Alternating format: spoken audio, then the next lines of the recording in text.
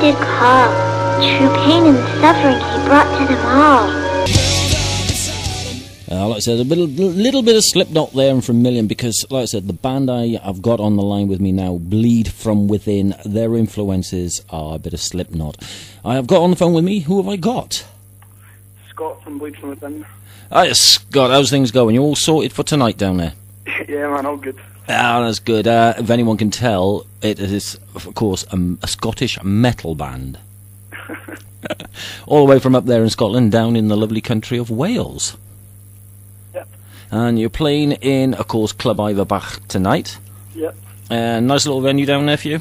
Yeah, it's amazing. This is the third time we've been here, and every time it just gets better, so hopefully tonight will be even better than the last time. It should be busy down there, because you've got, how many sport bands you got with you on this tour? We've got two bands on the tour. We've got Cardiff Clwb and Silent Screams.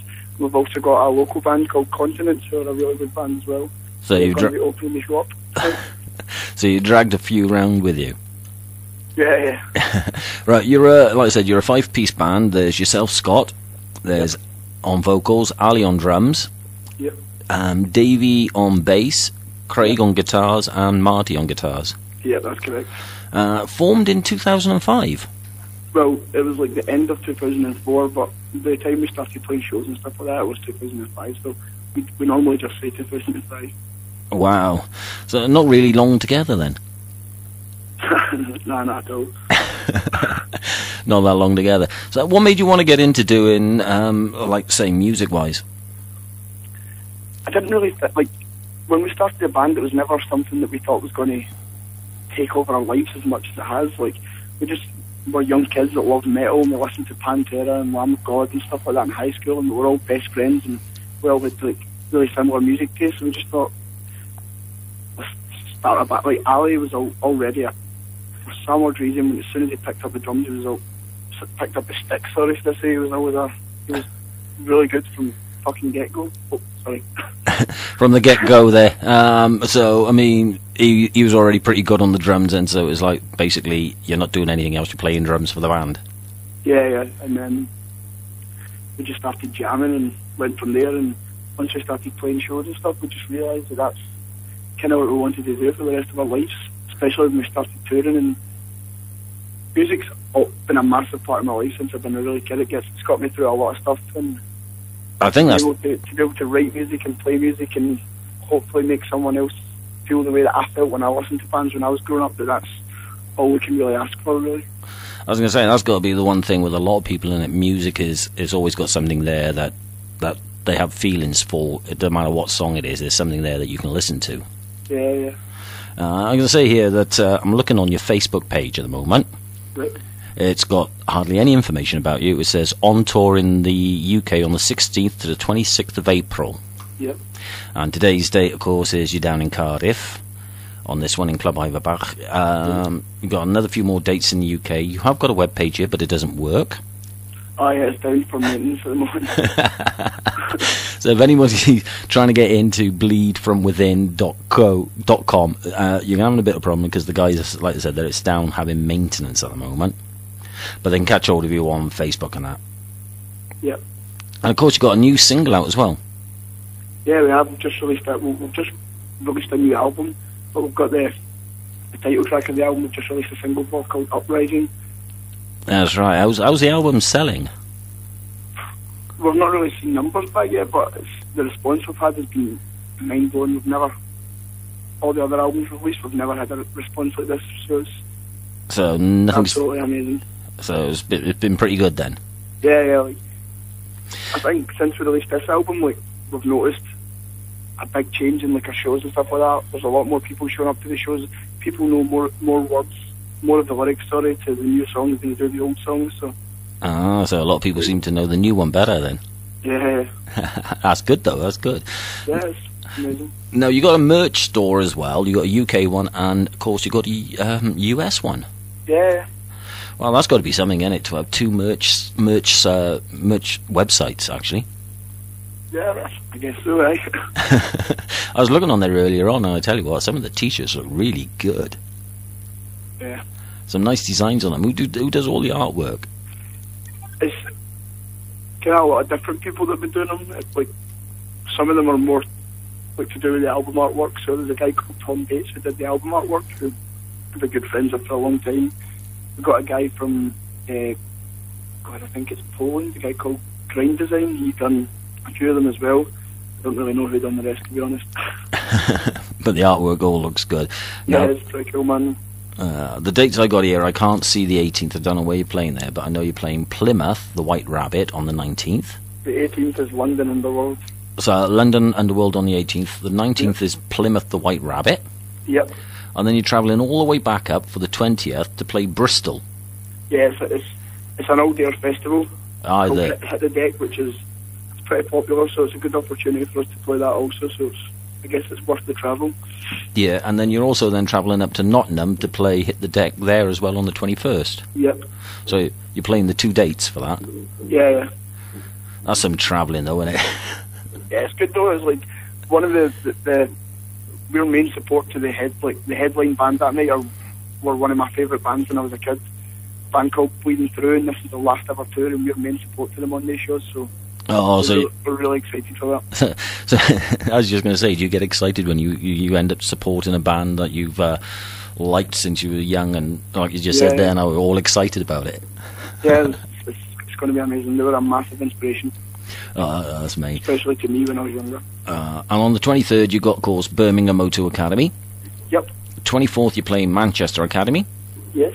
I see you working your way back to Glasgow here, look, see. I've never really had the opportunity to do that. Like, every tour we've ever done, because we've not really been headlining, it's always ended in London. It's easier for, like, most of the time I've been supporting other bands from, like, America and stuff, and it's easier for them to get to the airport and get home from London. And then we've always got, like, a 10-hour drive home, but this time we get to finish in Glasgow, so it's a massive party. I was going to say that 25th you're in Leeds, the Cockpit, and then, of course, on the 26th, home gig, the Glasgow Cat House. Yep, that's correct. So you worked your tour perfect for going home and enjoy and having a big party without having to travel too far after. Yeah. I like the way you've worked that one. I think all bands ought to do that. Yeah, it's worked out absolutely perfect. That's fantastic. I got to be honest. I think that's the best way of doing a tour, is work it so that you can work your way back to your own hometown area and just party and finish off and party after that. So, like you said, you got London now tomorrow. Yep. Busy 2 weeks really. Yes. That's cool. We love being busy. Oh, that's the main thing. Now, Reverb Nation, iTunes, and all them for music-wise. Sorry, could you repeat that question? I said, is your music's available on Reverb Nation and all them? Yeah. So you can get the new album on iTunes. You can also pick it up at like any record shop, really, I guess, like HMV and stuff. Oh, so it's available in the shops as well? Yeah. Oh, that's good then, to get it in the shops. That's not I too bad. bought my own copy. I went into HMV and bought a copy of my own, even though I already had one before that, but I just wanted to get the numbers up.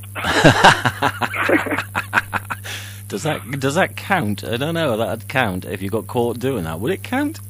Yeah, of course. Did you get the other 4 guys to go and do the same as well? Yeah, everyone done it. Like all our families and stuff like that as well. Everyone went and bought a copy of the album. That's not too bad. How much is it going for in the shop, so? I think it's just 10. Or not, sorry, the standard jewel case is 10, and the limited edition digipack £12.99. That's not too bad though. And there's a lot of bonus stuff on that as well. So. Yeah, I was going to say that's not too bad, because £10 for the normal, like you said, normal jewel case one, and then you got your digipack, which is only 12, which is an extra £2. So put the extra £2 and get it, because these guys need the money for petrol to get back to Glasgow. Exactly. Especially in Wales. So that's not too bad though for an album though, because the prices, I noticed the prices is like dropping down on a lot of the albums being sold now. Yeah, well, because that whole industry's kind of going down the pan. It's all to do with, I think, like you said yourself, is everything's available now on download. Yeah, everything's a bit digital. Everything's more digital now, and obviously a lot of people are illegal downloading. So it's just the way of it, I guess. That's it. Now, what album is this? What number album is this one? This is our 3rd album. Your 3rd album. Yeah. So, for 2005 to 2013, 3 albums. You take your time getting them out? Well, no, we did like 2 EPs before the first album. We did 2 EPs, but we never really had, for the EPs, we never really had a record label or anything, so it was just like, we didn't really have a specific time to write or anything. We were just like a young band, like, pretty much just trying to play as much shows as we could, and we didn't really focus on writing. And then when the record labels and stuff like that came along, it was a bit more, right, you need to have an album.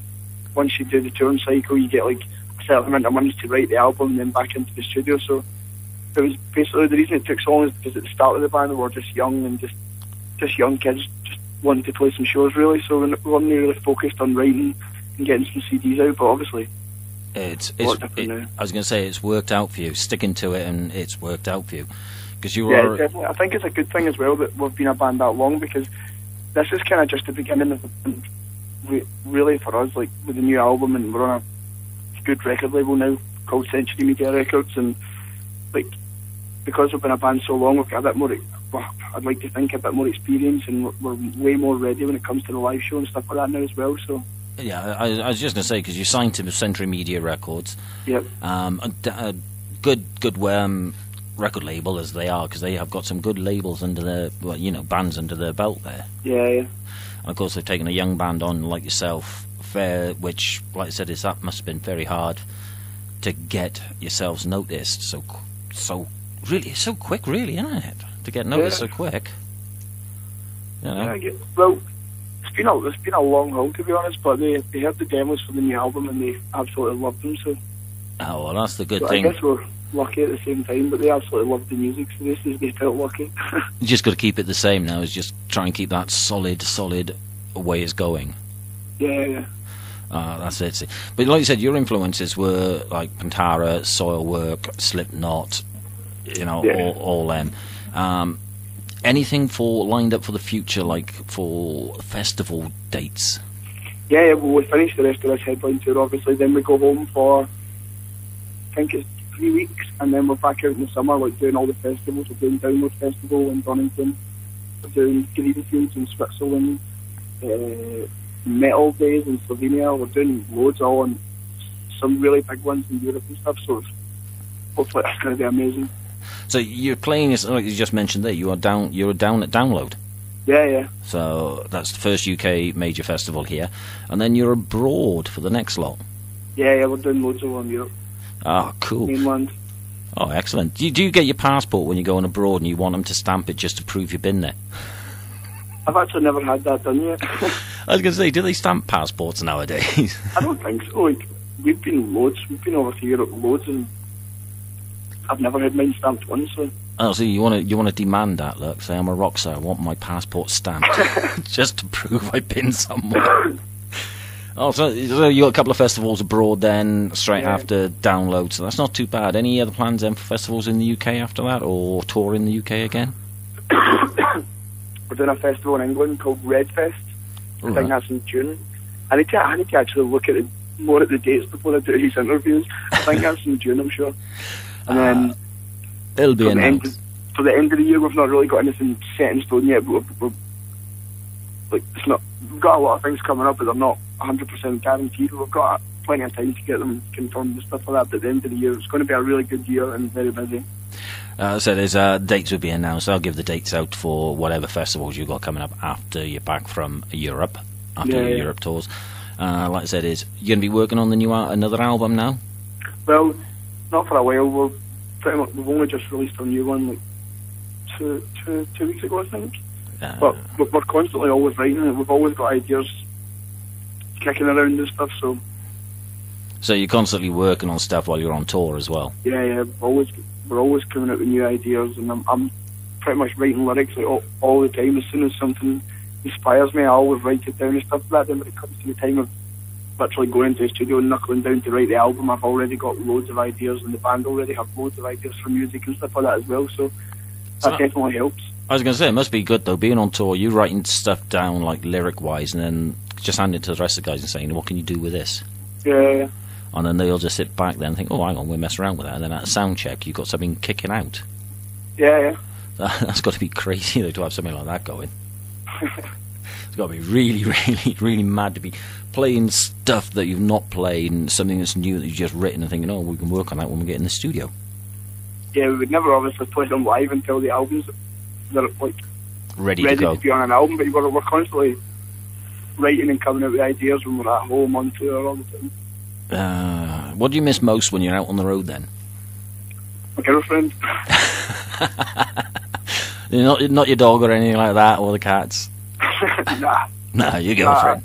I miss being, like, absolutely love being out on the road more than anything, but obviously when I go away I miss home and I miss my girlfriend and all my friends back home and stuff like that, my family and stuff. So what do you guys all try to do when you're not on the road then? Do you chill out all together, or do you sort of like go your separate ways for a bit? No, we're all best friends. We go home from tour and we hang out every day still. So you're not sick and tired of each other at the end of the tour? Sometimes, but not that often. But we're kind of, because we've been best friends for so long, like sometimes we'll have an argument, but like an hour later we completely forget about it, and that's the benefit of being in a band with your best friends. Like if you have an argument, there's no awkwardness after it. It's just, you just forget about it. I think, like I said, that's probably got to be one of the best things about it. Like you said, you all grew up together, you know each other's little quirks and qualms. Yep. You know when somebody's upset, and you know when to back off and leave them. Yeah, exactly. And then you just say, right, okay, come on, let's go and have a drink after. Exactly. That's the Plus best. we're Scottish, so when we do drink, well, the Welsh will show you tonight. The last time we were here, we put the Welsh to shame. Oh, didn't do it in the rugby though, did you? Oh, sorry, that was good, man. That was good. You got me there. Oh, I know. I just thought I had to slip that one in there then. Are you guys travelling now straight after this gig, straight down over to London, or are you staying in Cardiff for the night? Yeah, we're going to stay in Cardiff. We're going to go out and have a few beers in Cardiff tonight, and then we're going to stay back at one of our friends' house tonight. We've got quite a lot of friends in Cardiff, and the manager of our band stays here as well. So. Oh, that's good. I tell you where the best place to go for a drink after you finish. Straight across the road, Fuel. Yeah, that's where we're going. Get in there, tell Rob I sent you over. He'll give you a pint. Pint of water, that is. I'll hold you to that, man.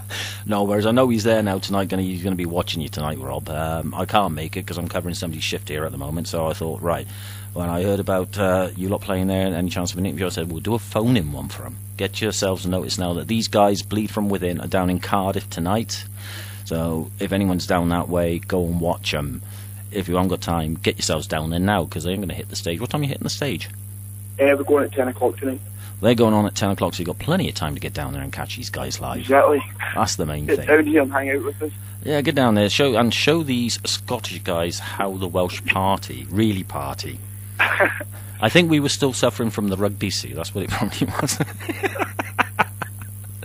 Oh, dear. Well, I'll tell you what, Scott, I'm going to let you get on, because you've probably done your sound check, and you're just ready to chill out and relax now before we get on stage. Cool, man. Well, thanks very much for the interview. And no worries, man. I have got your track here, Uprising. Would you like to introduce it? Yep. Hi, I'm Scott from Bleed From Within, and this is our new single, Uprising.